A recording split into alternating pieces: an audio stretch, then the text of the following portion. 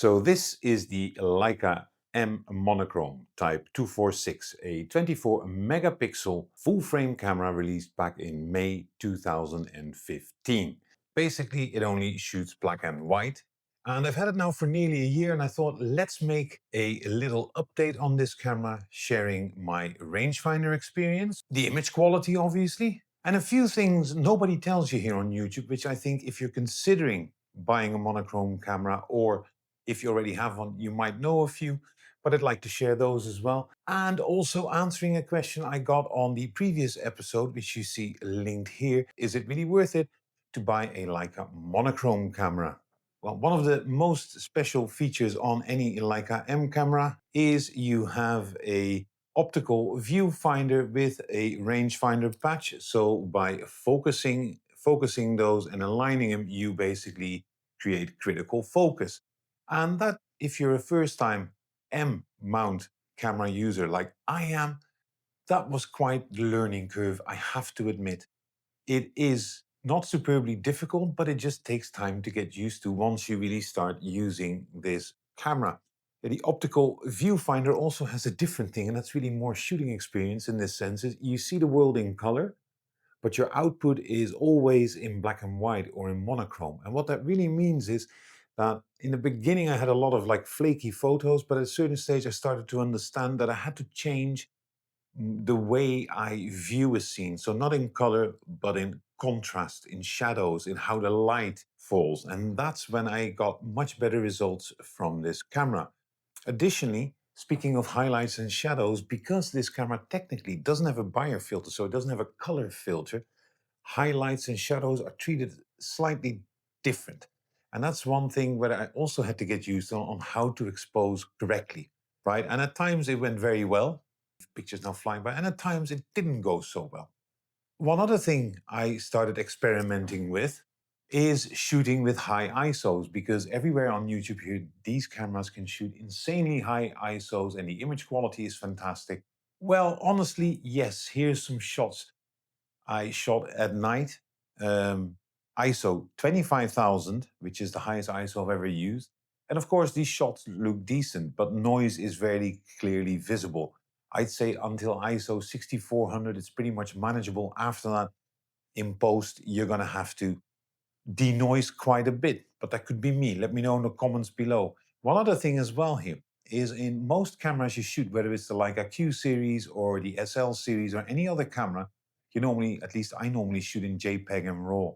I quickly abandoned that in this camera, in the Leica Monochrome, and just started shooting RAW because you always need some post-processing. Yeah, so overall, the image quality for me is I had to get used to the way of shooting, but I think the image quality overall is unique.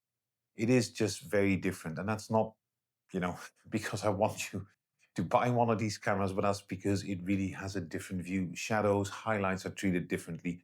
ISO is a completely different story.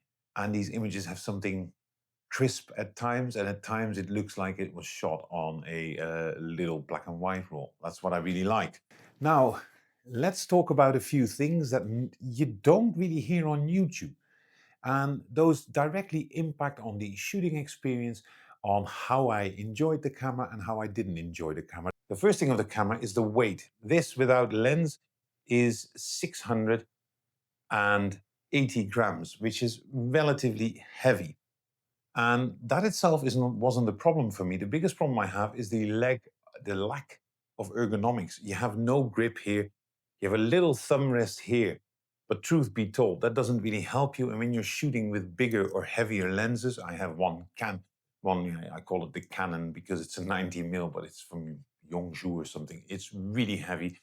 And over time, I started really noticing the weight. So from the first hour or 2 hours, I'm fine. After that, that weight is becoming a bit of a burden because you easily are walking around with a kilo with no real ergonomics. The second part nobody tells you is eye strain. You hear a lot about it. Now, I actually bought some diopters, so magnifying glasses here to get used to the rangefinder itself. So you have the focusing learning curve, but you also, at least in my experience, I get really, at a certain stage, eye strain. Even when I'm wearing my glasses, it doesn't matter. I just get it. And this kind of seriously started being a problem. So I remember from my TL I bought, you see an episode here, I still have the Leica Visoflex or Flux or whatever it's called, little digital viewfinder, and I started using it, which was kind of great until I realized that the rangefinder is still more accurate than the actual EVF on top of it. And yes, you can punch in, and yes, all of that works, but at times, especially when you're shooting wide open, critical focus is often missed. And that became a bit of an issue to me because I started realizing, like, okay, I'm having this great camera. It's really a specific camera, but my eyes are starting to hurt, and I don't really have that with any other camera. I put on a digital viewfinder, and that turned out to be quite the experience. But in terms of image quality, you do miss critical focus at times.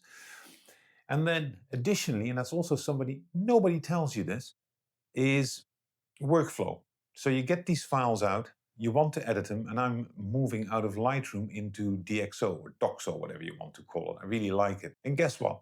These files are not recognized or accepted because apparently it's got something to do with the Bayer filter and how video editors are being configured. The fact is that I was looking at that and I thought, damn it, now I still have to use Lightroom. So for me, that's really something where I'm like, I need to see what's out there. So I'm currently looking for a few of these editors, but let me know in the comments below, guys, outside of Lightroom, is there anything which is relatively cheap or even free where you can edit these files on? Is it really worth it to buy a Leica monochrome camera?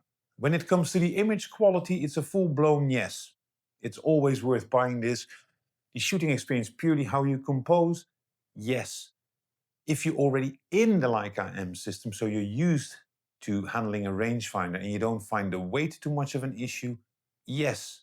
If it's your first M-line camera, I'd be very careful to recommend it because it's a very steep learning curve. And in my case, I found out quite a few things I didn't particularly enjoy. Now, the biggest question is that, are there any alternatives? Of course, you have the Leica Q series, you have monochrome series in there. They have a normal viewfinder and come with autofocus, but you can also still shoot manual. But you do have that fixed lens with some crop modes. Yeah, so maybe not for you. Alternatively, there is Pentax. Yes, Pentax. Remember those? They do have a DSLR with a monochrome sensor into it, which is much cheaper. But I've read some reviews on it that there are some issues with the cameras itself, not as much the image quality.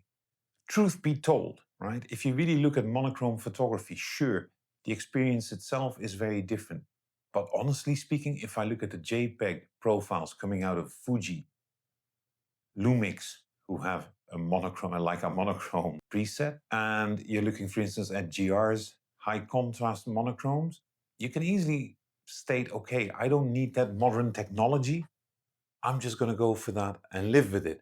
Because honestly, I don't think people really see the difference between a monochrome sensor and a black and white JPEG profile or a raw file edited. In some situations you do, because the look is different, but that's something because I've really made it. I looked a lot at JPEGs versus monochrome, and then you start seeing certain differences, but pure the blind eye, you might not immediately notice it. Then there's also one other thing in terms of alternatives, the Leica M lenses. Yeah, I have the Leica 50mm Summicron f2 Mark IV, the Voigtlander Nocton, an f1.5, a gigantic 90mm, and I have a mystery lens that comes into the next review. But you still have to buy these lenses, and of course Voigtlander, and you can get them somewhere between 500 and $1,000, even used Leicas, but that's additional cost on top. And if you see what, for instance, this almost 11-year-old camera on the used market is going for, it's still between here in Europe $2,700 and $3,500, depending on the copies and how many batteries you have in it, etc., etc. Which is also one thing. The batteries on these are immense. They last for an entire day. But there's a bit of a shortage here and panic online and you can't get them anymore. Yes, you can. You can actually order them at Leica, but that costs you a pretty penny. But they're worth it in my case. Yeah, so all in all, that's what I wanted to share today. Let me know in the comments below what your experiences are.